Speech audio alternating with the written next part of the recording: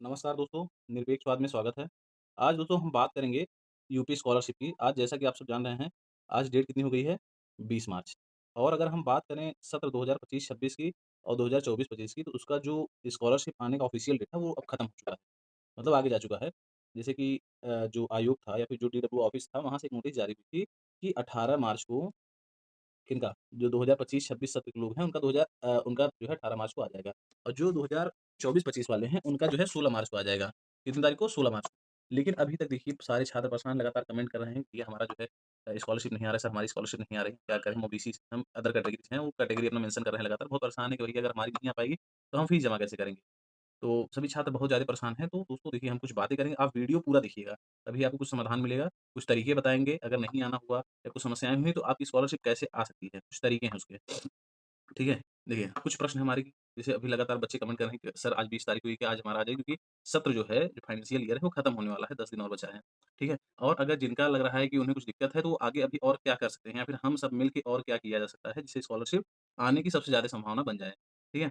तो जैसा कि दोस्तों अभी हम बताए हैं कि स्कॉलरशिप 18 मार्च को हमारी आनी थी, लेकिन आज 20 मार्च हो गया है। 2024-25 जिनका मतलब बाद में फॉर्म भराया गया था, पिछले सत्र वाले थे, उनका 16 मार्च को आना था, उनका भी नहीं आया है। तो और देखिए दोस्तों, सबसे ज़्यादा छात्र इसलिए परेशान हैं कि आयोग जो है एकदम अपारदर्शिता पे तुल गया है, वो कोई जवाब नहीं देना चाहता है। आप डीडब्ल्यू ऑफिस जाइए, अगर आप प्रभावशाली नहीं हैं, तो आपको वहाँ से भगा दिया जाएगा। आप टाल-मटोल कर देंगे, आप कल आइए, परसों आइए, कॉलेज जाइए, ये करिए, दिस दैट करिए, तो वहाँ पे कोई काम-वाम होता नहीं है। तो आप आगे क्या कर सकते हैं, इस पे हम लोग चर्चा करेंगे। तो देखिए, सबसे पहले तो आज का आप वेट करिए। जो कुछ सूत्रों से पता चल रहा है कि आज आने की बहुत प्रबल संभावना है। आज 20 तारीख है।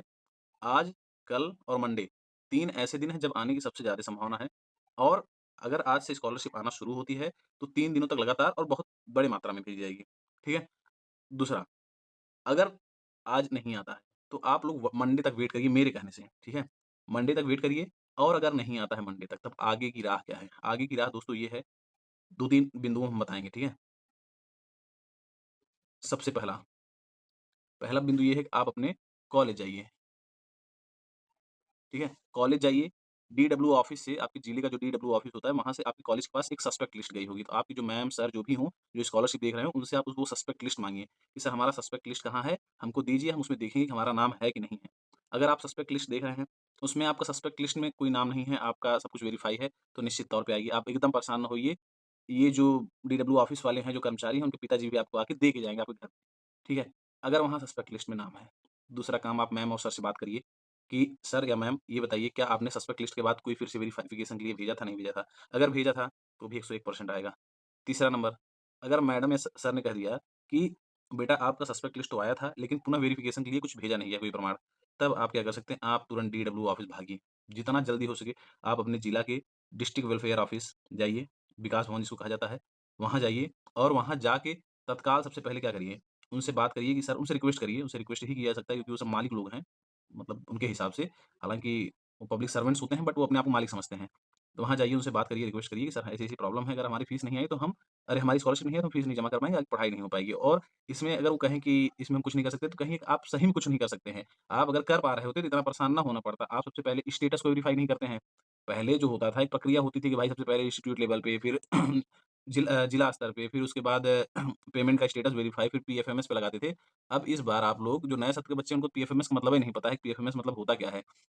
तो एक प्रक्रिया होती थी, उस प्रक्रिया में बच्चों को पता चलता रहता था समय-समय पे कि हमारा स्टेटस कहाँ तक पहुँचा है। इस बार कुछ हुआ ही नहीं, तो उनको ये बताइए कि सर हमको पता ही नहीं रहेगा कि हमारे फॉर्म में एरर क्या है, सस्पेक्शन क्या है, तो हम कहाँ से फॉर्म भरेंगे, हम कहाँ से उसको करेक्ट कराएँगे? तो अगर संभव हो सके तो आप इसको सही करिए और अगर यहाँ पे भी अगर आप इंडिविजुअल स्तर पे प्रयास करते हैं, नहीं सही होता है, लास्ट ऑप्शन क्या है? लास्ट ऑप्शन ये है कि हम अपने टेलीग्राम का लिंक भेजेंगे। इसी वीडियो को डिस्क्रिप्शन में डाल देंगे, आप हमारे टेलीग्राम से जुड़िए। उसके बाद अगर मंडे तक स्कॉलरशिप नहीं आता, मंडे तक वेट करते हैं, ट्यूसडे को हम लोग क्या करेंगे? ट्यूसडे को एक बड़े स्तर पर मतलब अगर 1000 डेढ़ हज़ार छात्र जुड़ जाते हैं हमारे टेलीग्राम चैनल से, तो हम बड़े स्तर पे क्या करेंगे एक पहले सबसे पहले ट्विटर कैंपेन चलाएँगे। ट्विटर पे ट्रेंड कराएँगे सारे जितने बड़े अधिकारी हैं, जितने मंत्री या फिर विधायक नेतागण हैं, उनको हम लोग टैग किया जाएगा।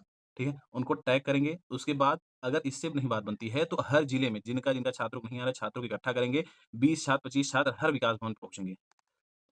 और वहाँ पे एक गांधीवादी तरीके से प्रोटेस्ट करेंगे और बताएँगे उनकी कमियों को कि भाई क्यों आप लोग जो इतने अकर्मण्य थे, इतना काम नहीं करना चाहते थे, आपके आलस्य की वजह से कितने छात्र इस बार परेशान हैं। हमारे पास कमेंट आता है, हमको इतना दुःख लगता है। बच्चे कहते हैं सर अगर हमारी स्कॉलरशिप नहीं है, हमारी पढ़ाई छूट जाएगी। कोई कहता है कि हमारा स्कॉलरशिप नहीं आया तो हम आगे फीस नहीं जमा कर पाएँगे, हमारा स्कॉलरशिप नहीं आया तो हम किसी से उधार लेके फीस जमा किए थे, वो ब्याज बढ़ाया जा रहा है। तो तमाम समस्याएँ हैं।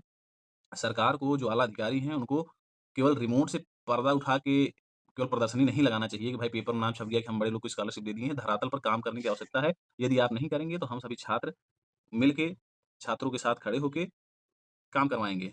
बाकी आप हमारे चैनल को सब्सक्राइब कीजिए अपडेट्स के लिए और हमारे टेलीग्राम चैनल से जुड़िए, डिस्क्रिप्शन में हम डाल देंगे। जय हिंद। बाकी आगे देखते हैं क्या किया जा सकता है। धन्यवाद।